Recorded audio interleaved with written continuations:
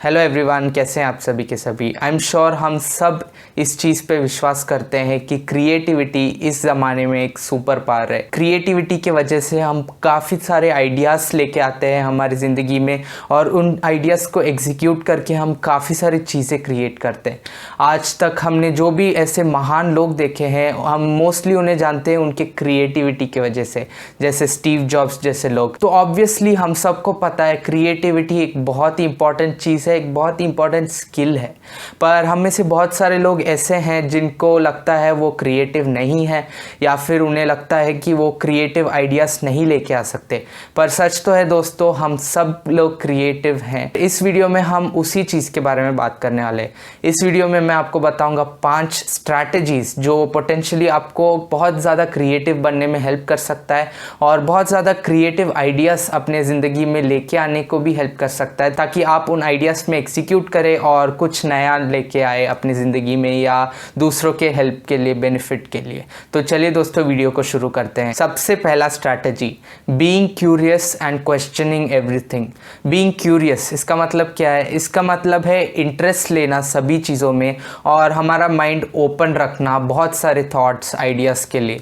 जो भी हमारे आजू बाजू में है, हमारे सराउंडिंग्स में है, उन चीज़ों को जानना, वो कैसे काम करते हैं वो समझना, हमेशा नए नए सवाल पूछना और नए चीज़ें जानना। इसका मतलब है being curious and questioning everything.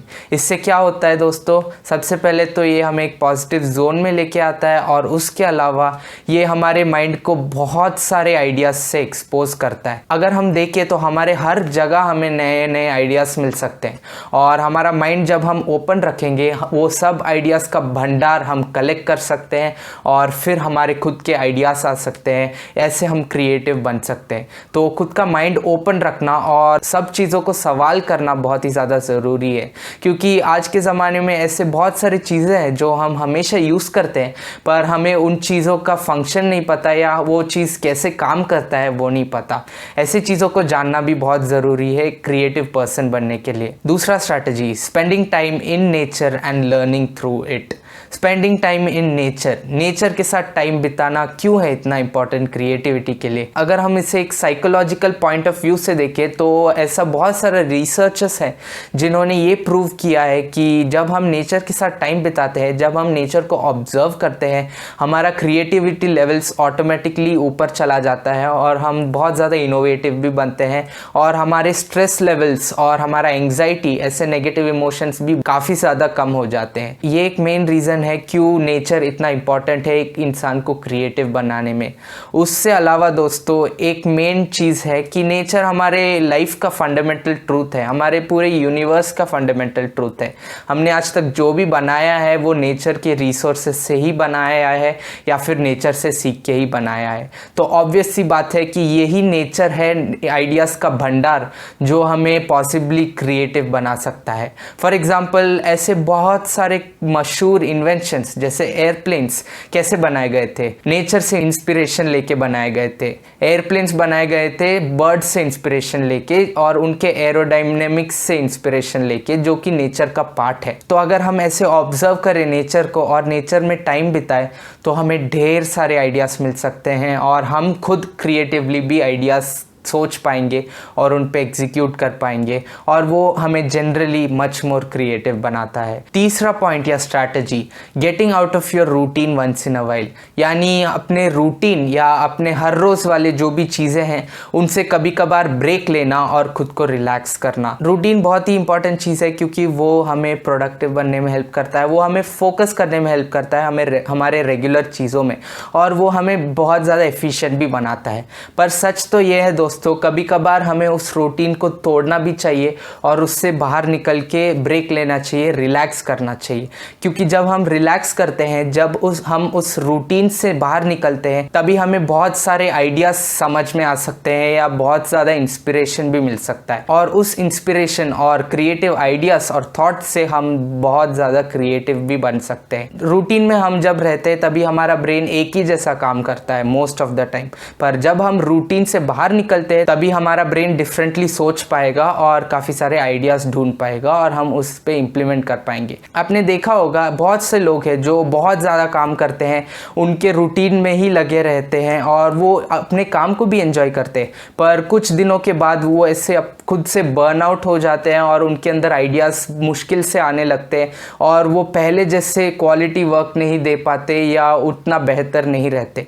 उसका कारण है वो बीच बीच में रेस्ट नहीं लेते और रिलैक्स नहीं करते खुद को क्रिएटिवली रिफ्रेश करने को। तो ये बहुत ही इंपॉर्टेंट चीज़ है। चौथा strategy, not being fearful and taking risks.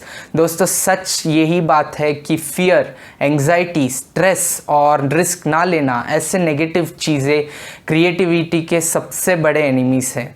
अगर हम इन चीज़ों को दूर करें, इन चीज़ों को हटा दें, तभी क्रिएटिविटी ऑटोमेटिकली बढ़ने ही वाला है। तो ऐसे फियर्स और नेगेटिविटी, एंग्जाइटी, स्ट्रेस अपने आइडियाज़ को लेके, क्रिएटिव ना होने के लेके, उन सब को पहले हटा दीजिए, तभी आपके अंदर क्रिएटिविटी आएगा। मैं एक छोटा सा एग्जांपल देता हूँ। हम में से सबको कोई ना कोई अच्छा आइडिया आया ही रहेगा, पर हम में से बहुत सारे लोगों ने ये भी सोचा रहेगा कि अगर मैं इस आइडिया पे इम्प्लीमेंट करूँ तो लोग क्या सोचेंगे, ऐसा भी हमने सोचा रहेगा और ये हमारा डर है जो हमारे क्रिएटिविटी को रोक रहा है। तो आई होप आपको समझा रहेगा कैसे ये नेगेटिव इमोशंस, डर और स्ट्रेस जैसे इमोशंस हमारे क्रिएटिविटी को रोक लेते हैं, हमारे क्रिएटिविटी को उड़ने नहीं देते। और उसी के साथ साथ हमें हमारे क्रिएटिव आइडियाज़ को लेकर रिस्क भी लेना चाहिए। अगर हम रिस्क ही नहीं लेंगे और सोचेंगे नहीं, कोई भी आइडियाज़ के साथ रिस्क नहीं लेंगे, तो हमारे अंदर ऑब्वियसली क्रिएटिव आइडियाज़ पैदा ही नहीं होंगे। आज तक जो भी बहुत अच्छे चीज़ें और बहुत रेवोल्यूशनरी चीज़ें हैं, वो सब रिस्क लेने के वजह से ही आए हैं। वो एक चीज़ मैं आपको अश्योर कर सकता हूँ। तो इसी के साथ दोस्तों आखिरी स्ट्रैटेजी है प्रैक्टिस यील्ड्स क्रिएटिविटी। ये बहुत ही ऑब्वियस सी चीज़ है और हम सबको ये पता है ऑलरेडी, पर फिर भी मैं एक बार वापस रिमाइंड कर देता हूँ। ऐसे बहुत सारे चीज़ें, इनफैक्ट सभी चीज़ें ऐसे ही हैं जो प्रैक्टिस के साथ हम उन चीज़ों पे बेटर होते हैं। कोई भी चीज़ हो, प्रैक्टिस हमें बेहतर बनाता है कोई भी चीज़ में।